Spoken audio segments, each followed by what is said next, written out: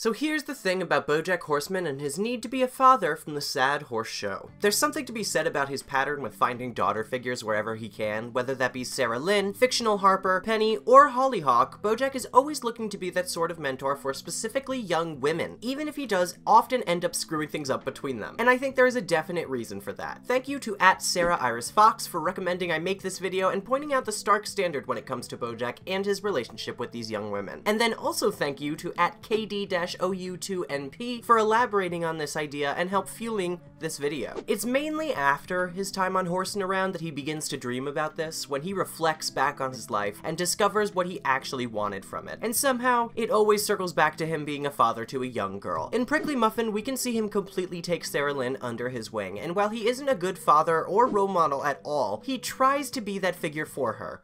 At first. He did have a lot of fake experience from Horsin' Around, but he does mention in season 1 that he feels that qualifies him to have an effective opinion on how to raise someone. I also think he feels definitely guilty about Sarah Lynn's treatment on the set of the show, and is trying to make up for it by showering her with love and affection here, which is also why he can't really say no to her this episode. They don't show it until season 6, but Bojack has a lot to feel guilty about in terms of exposing Sarah Lynn to the harsh world of Hollywood and not taking her under his wing. He is the one that accidentally supplies her with alcohol and likely starts her dependence and addiction of it from a young age, and he also largely ignores her and casts her aside because he has different priorities at the time, mostly just being famous and soaking up the attention. He's also guilty of putting the idea of giving everything to the stage and lifestyle with that speech that introduces the "Don't Stop Dancing" concept in the same episode. The most important thing is you gotta give the people what they want, even if it kills you, even if it empties you out until there's nothing left to empty. No matter what happens, no matter how much it hurts, you don't stop dancing, and you don't stop smiling, and you give those people what they want. And action! Why aren't you dressed for school, Prickly Muffin? Look. She's visibly terrified here, but I think she does internalize this advice and ends up only seeing her worth through what she does for an audience. I mean, look at what she says about herself in View from Halfway Down. Sacrifice is good. It has to be because I sacrificed a ton and I was freaking awesome. I gave my whole life. Worst part, the 2007 Sexually Confident Virgin Tour. My manager leaked nudes to get more tour dates added. My mom pointed out every carb I ate. It was hell. But it gave millions of fans a show they will never forget, and that is worth something. It's important to remember that this is Bojack's brain, but she still only speaks of major career accomplishments, stating that that is what she did in her life that made a difference. And even if she paid the price for it in the end, and was unhappy while she was living, it was worth it in the end because her fans got what they needed. But eventually, after repeatedly failing to bond with Sarah Lynn in a meaningful way as that father figure, Bojack just ends up sleeping with her and taking advantage of her vulnerable position. This is also an unfortunate pattern that Bojack will exhibit with daughter figures when he can't reconcile that dream in his head with the reality, like with Charlotte, where he wanted to almost take Kyle's place as Penny's father. He connects in the only other way he knows how with women, and that's sex. We see this desire to be a father repeat in Downer Ending, where on an extended drug trip, he imagines an entire life with Charlotte, where they have a daughter named Harper. This one doesn't have the opportunity to turn dark, as it's entirely a fantasy, so Bojack can imagine himself as the perfect influence that he always wanted to be. But it's interesting that his brain would choose a daughter specifically in this scenario, and there are a couple possible reasons for that. One thing to examine is his relationship with his own mother. Thank you again to @KD-OU2MP. As I mentioned before, I recently stumbled upon the concept of boy moms. Those are moms that fixate on their male children. They can become rather clingy, overprotective, and rather hostile to significant others. Many times, as that is the only healthy relationship with a man that they have. The inverse of that, of course, is girl dads, which is where I think Bojack might fall in where he sees himself as a father. Instinctively, he wants to raise a woman to have a positive relationship with him and to care about him, ultimately replacing or repairing his tortured relationship with his neglectful mother in his own heart. There's also something to be said about the fact that the girl dad is a type that is heavily praised in modern media, which is where Bojack first learns most of his morality. All I know about being good, I learned from TV. There is so much media about a man who has to raise a girl or girls and gradually becomes a better person for it. Think The Game Plan, or even Despicable Me is one of these movies, for Christ's sake. And Bojack wants that for himself. Not only would that make him feel better about himself and solve his internal self-loathing issues, it's also just the most common type of ideal family that he's seen in media. Again, he was never raised properly. Media raised him, and thus he was taught that this is reality, and this is how men can better themselves, when realistically, that's not entirely possible and puts way too much pressure on the children. Another possible reason is his disdain for himself and fear of seeing too much of himself in his child. He does see himself in Hollyhock as commence fracking, stupid piece of shit, and the judge show us, but if the child was male, I don't think Bojack would be able to sustain a relationship with them at all. He already struggled to be around Hollyhock. First of all, it puts him in the position of his father, whom he hated. Not only that, but it forces him to examine what parts of him are like his father when he interacts with the child, as he can see himself in them. This might be too difficult to face for some people, as their own severe flaws that relate to the man they spent their life resenting begin to show themselves. And if they really hate him, obviously they want to be nothing like him, and it can be hard to admit that you are like them in some ways. Second of all, he doesn't even love himself, and will likely end up redirecting that hate onto the nearest mirror image of his own personality, which would be more likely if he had a son. He already does that to Hollyhock, as I've said. But with a daughter, he can both be the father who his own never was, without necessarily confronting those issues as head-on, as well as raise the opposite of his own mother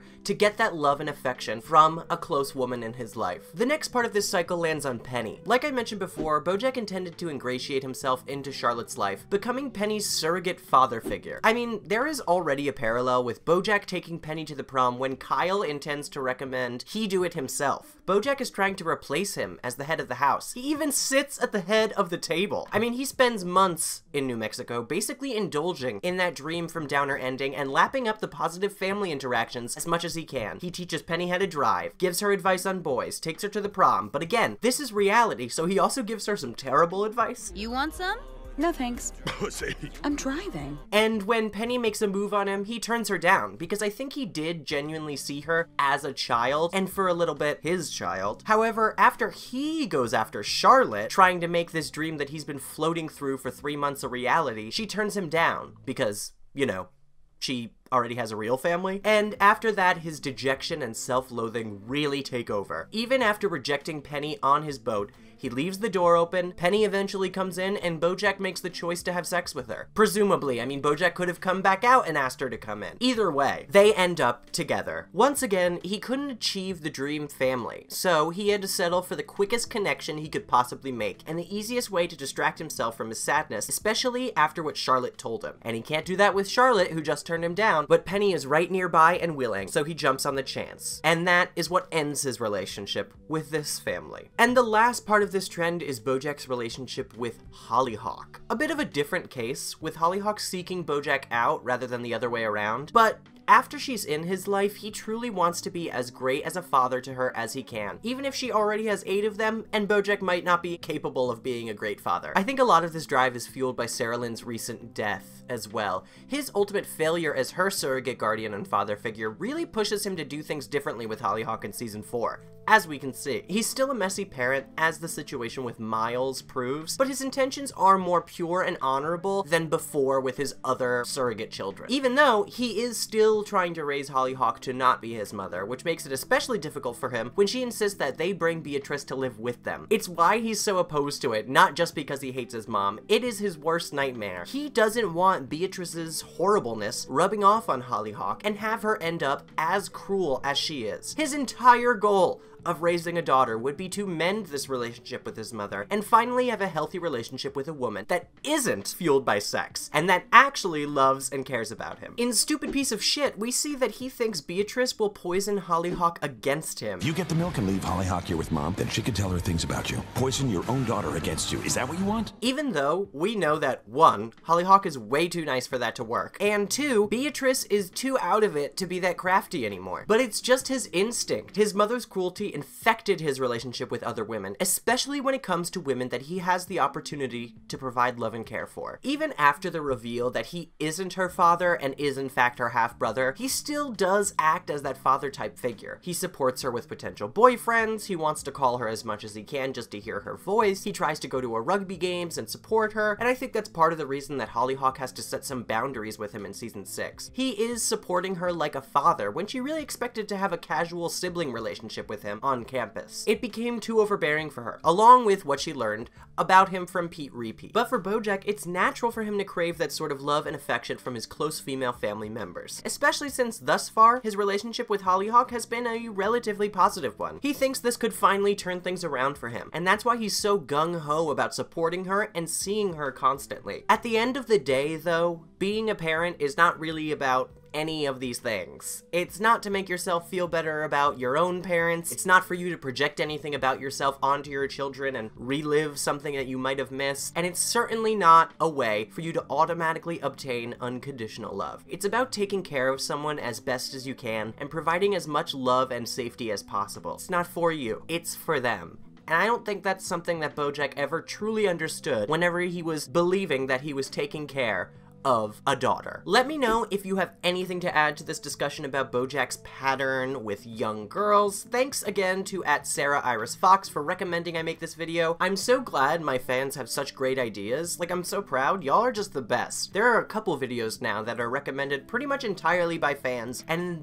they will point things out to me that I did not myself notice. So again, thanks to all of you for commenting and engaging. It really means a lot to us. But if you want to support us further, you can go to patreon.com/PosiTVty. That's POSITVTY. There, you can get all of this content before it hits YouTube. You get to vote on what you want to see on the channel, and you get the unedited essays, so you get to hear me fumble around and mess up a ton. So it's a really fun way to get some extra content for yourself, but also support this channel in the process, and we really appreciate it. We've got quite a few patrons now, and I'm really happy to see people flocking over there, so continue doing that, because you can join for free to get some exclusive previews before it hits YouTube as well. So thank you guys so much for watching, and let me know what video I should make next. You guys have been knocking it out of the park so far, so I'm excited to see what else you have to say. Thank you, and good night.